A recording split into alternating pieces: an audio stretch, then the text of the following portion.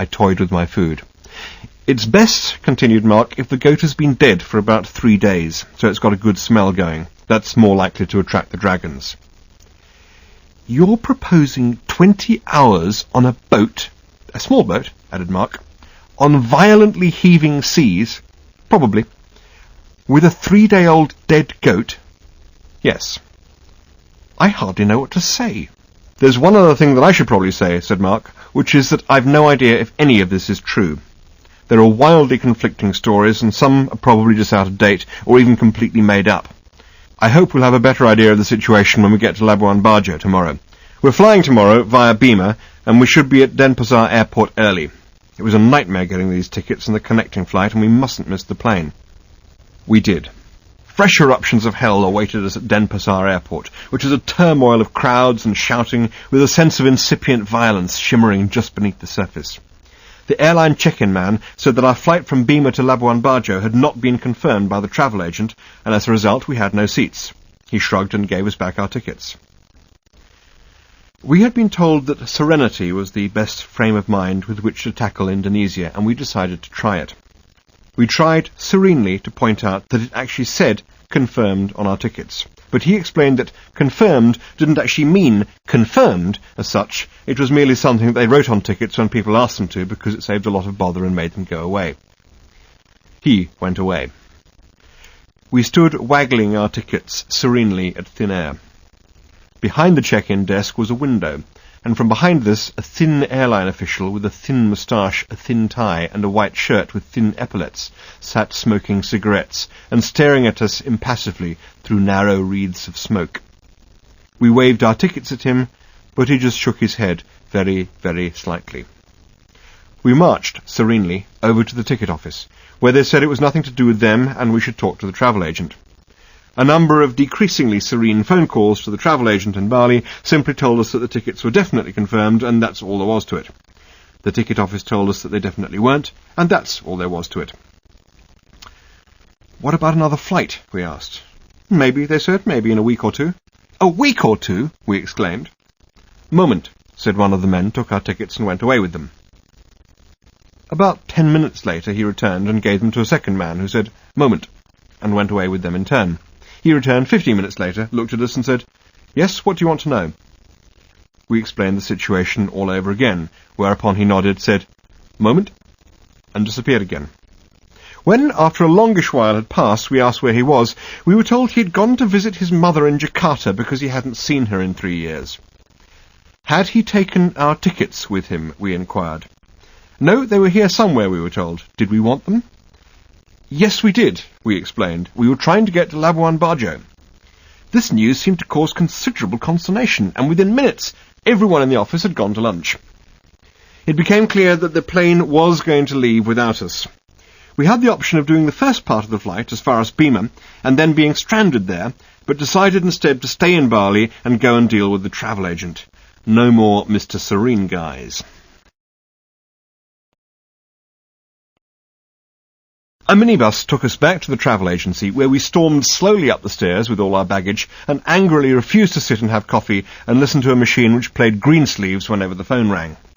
There was a sense of muted horror in the air, as if one of us had died, but no one actually paid any attention to us for nearly an hour. So in the end we started to get angry again and were immediately shown into the office of the director of the agency, who sat us down and told us that the Indonesians were a proud race and that furthermore it was the fault of the airline. He then soothed us a great deal, told us that he was a very powerful man in Bali, and explained that it did not help the situation that we got angry about it. This was a point of view with which I had some natural sympathy, being something of a smiler and nodder myself, who generally registers anger and frustration by frowning a lot and going to sleep. On the other hand, I couldn't help noticing that all the time we had merely smiled and nodded and laughed pleasantly when we had been laughed pleasantly at, nothing had happened, and people had merely said moment, moment a lot, and gone to Jakarta, or peered at us impassively through narrow wreaths of smoke. As soon as we had geared ourselves up to get angry and stamp our feet a bit, we had been instantly whisked to the office of the director of the travel agency, who was busy telling us that there was no point in us getting angry, and that he would arrange an extra flight, especially for us, to Labuan Bajo. He tried to demonstrate the uselessness of stamping our feet to us with maps. "In these areas," he said, pointing to a large wall map of half of Asia, "it works. East of this line here, it doesn't work. He explained that if you're travelling in Indonesia, you should allow 4 or 5 days for anything urgent to happen. As far as our missing plane seats were concerned, he said that this sort of thing happened all the time. Often some government official or other important person would decide that he needed a seat, and of course someone else would then lose theirs. We asked if this was what had happened to us. He said no, it wasn't the reason, but it was the sort of reason we should bear in mind when thinking about these problems. At this point we agreed to have the coffee. He organised hotel rooms for us for the night, and a minibus tour of the island for the afternoon. There is a good living to be made in Bali, we discovered, from pointing at animals. First, find your animal, and then point at it. If you set yourself up properly, you can even make a living from pointing at the person who is pointing at the animal. We found a very good example of this enterprise on the beach near the famous temple of Tanah Lot, and apparently it was a long-established and thriving business. Up on the beach there was a very low, wide cave, inside which, in a small cranny in the wall, a couple of yellow snakes had made their home. Outside on the beach was a man who sat on a box and collected the money, and pointed at the man in the cave. Once you had paid your money, you crept into the cave, and the man in the cave pointed at the snakes. Apart from this highlight, the guided tour was profoundly depressing. When we told our guide that we didn't want to go to all the tourist places, he took us instead to the places where they take tourists who say that they don't want to go to tourist places. These places are, of course, full of tourists. Which is not to say that we weren't tourists every bit as much as the others, but it does highlight the irony that everything you go to see is changed by the very action of going to see it, which is the sort of problem which physicists have been wrestling with for most of the century. I'm not going to bang on about Bali being turned into a Bali theme park, in which Bali itself is gradually destroyed to make way for a tatty artificial version of what used to be there, because it is too familiar a process to come as news to anybody. I just want to let out a squeak of frustrated rage. I'm afraid I couldn't wait to leave the most beautiful place on earth. The following day we finally succeeded in leaving Denpasar airport for Bima.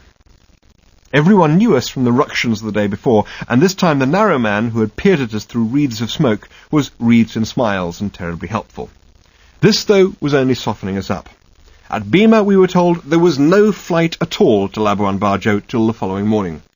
Perhaps we would like to come back then.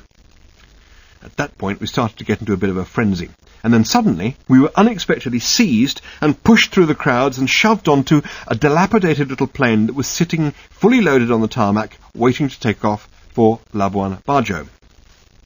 On the way to the plane we couldn't help noticing that we passed our pile of intrepid baggage sitting on a small, unregarded baggage cart out in the middle of the tarmac. Once we were on the plane, we sat and debated nervously with each other about whether we thought they might be thinking of loading it. Eventually, my nerve broke, and I got off the plane and started running back across the tarmac.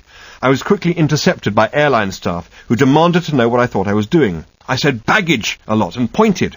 They insisted that everything was okay, there was no problem, and that everything was under control. I persuaded them at last to come with me to the baggage cart standing in the middle of the tarmac. With hardly a change of beat, they moved smoothly from assuring me that all our baggage was on board the plane to helping me actually get it on board. That done, we could finally relax about the baggage and start seriously to worry about the state of the plane, which was terrifying. The door to the pilot's cockpit remained open for the duration of the flight, and might actually have been missing entirely. Mark told me that Air Merpati bought their plane second-hand from Air Uganda, but I think he was joking. I have a cheerfully reckless view of this kind of air travel. It rarely bothers me at all. I don't think this is bravery, because I'm frequently scared stiff in cars,